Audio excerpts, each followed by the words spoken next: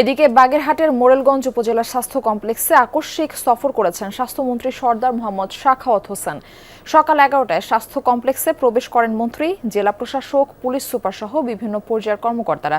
এ সময় হাসপাতালের বিভিন্ন ওয়ার্ড, উপজেলা স্বাস্থ্য কর্মকর্তার কক্ষ, বাসভবন, স্টোর রুম ও উপজেলা স্বাস্থ্য কর্মকর্তা কামাল হোসেন মুফতি পরিচালিত বেসরকারি ক্লিনিক পরিদর্শন করেন তিনি। এ সময় হাসপাতালের বিভিন্ন পরিত্যক্ত ভবন, এমনকি শৌচাগারে মেয়াদোত্তীর্ণ ঔষধের স্তূপ পাওয়া যায়।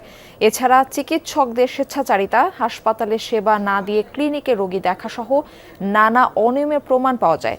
অনিয়ম ও স্বেচ্ছাচারিতার বিষয়ে ঢাকায় ফিরে ব্যবস্থা নেওয়া হবে বলেও জানিয়েছেন স্বাস্থ্যমন্ত্রী। অতীতের উদাহরণ দিয়ে লাভ নেই।